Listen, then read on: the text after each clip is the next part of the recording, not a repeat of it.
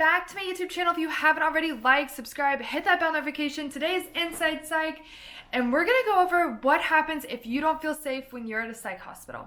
Let's hit the intro.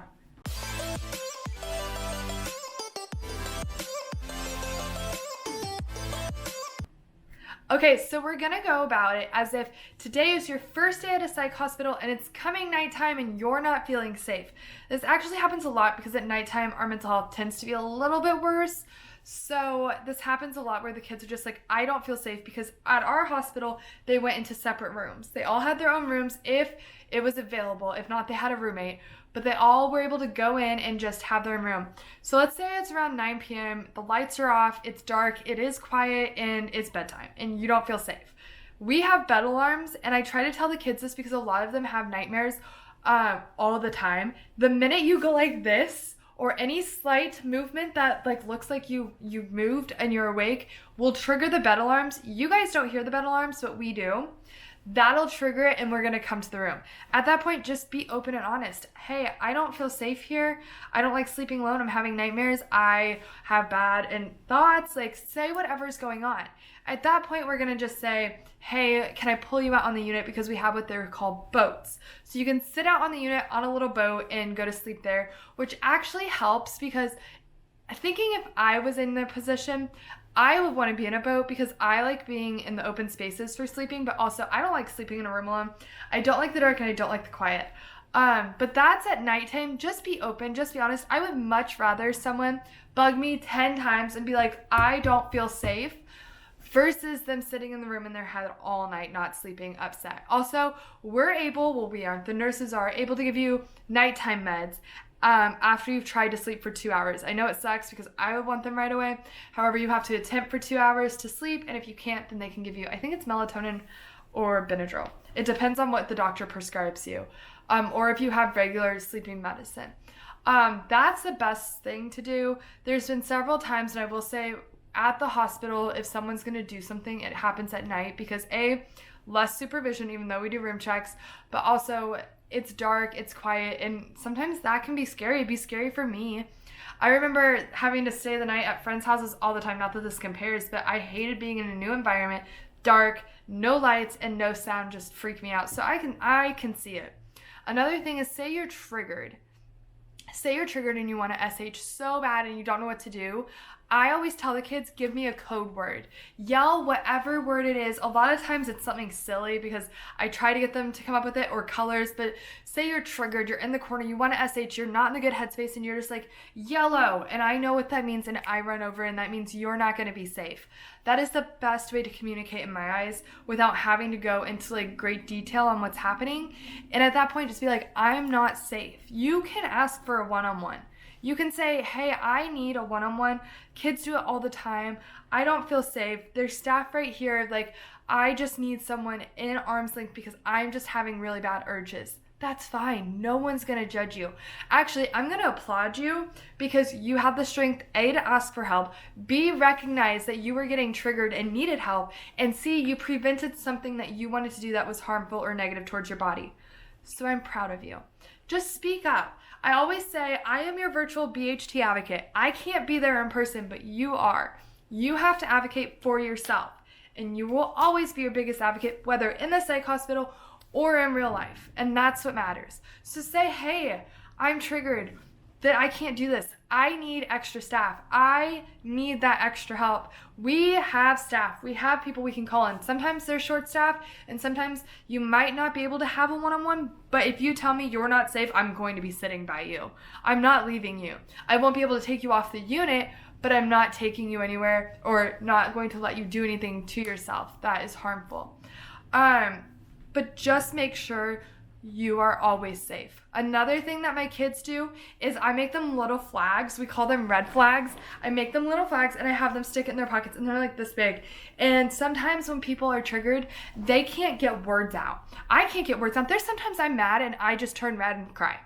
So I have them take these little flags, there's 2, and I have them throw it, because sometimes you can tell when people are getting upset and they're going, but sometimes you can't, and sometimes you can't get words out. So I have them rip the flags out and the flag on the ground, whatever, and then I go and I help them.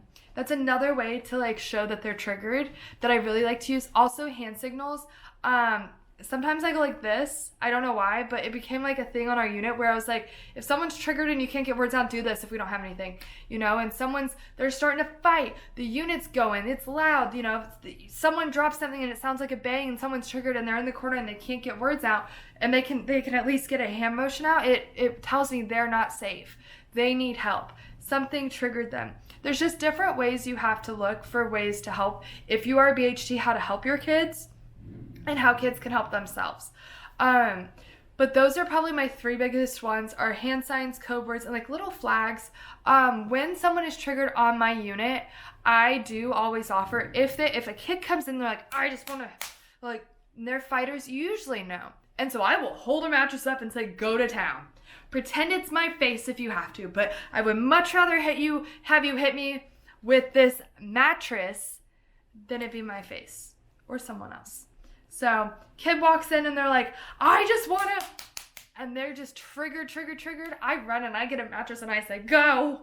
Pretend it's my face, just hit it and I'll hold it up or I'll put it against a wall so I don't get a hit. But I'm like, at least I didn't get hurt. You didn't get hurt. Nothing was broken because a lot of times they go for our TVs. But if I'm holding that mattress up and they can go to town, it's great. Then nothing's hurt and they're able to get that aggression out because sometimes they have to find a way to release it. There's a lot of different ways that kids, if they're not safe, react on the unit, which I do try to help with. A lot of times it's punching walls. Our walls are concrete. You will break your hand. Please don't punch our walls. They will throw chairs. Don't throw chairs.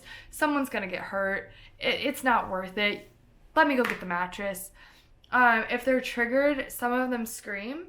Sometimes if you need to let it out, I will say, go scream into your pillow and show your door. And it helps. And then everyone on the unit, they'll giggle when they come out. And then the person who is screaming is also giggling because they're like, that felt good. I'm fine. And then they walk out and everyone, they read the room. They don't laugh at them. But if they're laughing, they'll laugh. It's a good coping skill because you're able to get it out. But let's say that you get on a unit and someone is aggressing towards you like a kid and they're constantly in your face. They're yelling, they're fighting, they're picking a fight and you don't feel safe. Tell staff. I always tell kids every morning, if you have an issue and you don't want to address it so no one knows who it is, there's a jar, there's a pencil, there's paper. Write it in the jar, I'll pick it up at lunch. And if it's urgent, you can literally just sneak it into hand it to me here. But that way no one knows what's happening. It's there if they need it and if they don't feel safe. A lot of times the kids will be very vocal and they'll be like, hey, Timmy's fighting me, or Timmy's trying to punch me, or Timmy doesn't they'll be vocal. I wouldn't necessarily yell it across the unit because then everyone's in your business. Take a step back. Just be like, okay, I'm just going to talk to someone. I would much rather you guys talk it out versus fight it out. I feel like there's a difference and I need you guys to work together because everyone on the unit, even though we say don't be friends, you will make friends. You will make friends on that unit because you will be in the same position as everyone's struggling right now and you need a group of people to have your back. And that's also great because everyone together can support each other. No one knows what exactly they're going through. However, if you need someone, they're there. And that's the best part. My favorite part on the unit is when someone leaves the unit and everyone's kind of like, darn, they really helped the unit. They really, made it a better place. They were very positive or they listened or they were just a good person. That shows you that, you guys do create bonds. And, we are supposed to say, my old place hounded it in. You're not allowed to make friends. No, you're going to need support while you're there. You can't go to a place and stay with people and expect them not to support you. No. Make your unit friends. It's fine. Do I recommend hanging out with them outside of school? Or outside of the hospital? Absolutely not. A, HIPAA in a way, but two, I'm not even gonna get in that topic. You do you. That's all I have to say. But the hospitals put pressure on us to tell you no. I have my own theory on that, and I'm 50-50 on it because I see why they say no, but at the same time, if someone played such a big support in your life and you feel like you make the conscious decision, then it's up to you. However, you're not supposed to give names out and you can't give your phone number out. So it's just a whole little messy, but let's do a quick rundown because I have a hyper ADHD brain kind of, even though I don't have that. And when I just spewed a ton of information out, Tell a staff ASAP if you don't feel safe, especially at night so you can sleep out on the unit or on a boat. Ask for rain noises. I used to bring my boombox, oh my god, what am I, 70? I used to bring a speaker and I would play rain noises, or I put it on the TV so that they could hear it. Ask the staff to be a one-on-one. 9 out of 10 times, ask a staff, but I would go to your treatment team, I would go to your therapist, I would go to your nurse. They probably have more say. And then if you're really struggling, go to a safety spot. If you need ways to get words out, little colored paper work as flags, hand signals, code words, pillows, mattresses, there's a ton of stuff. Anyway, it might be a bad day month of the year, but it's not a bad life. I love you guys. I'll see you on the flippy floppy, and yeah, we're gonna have fun.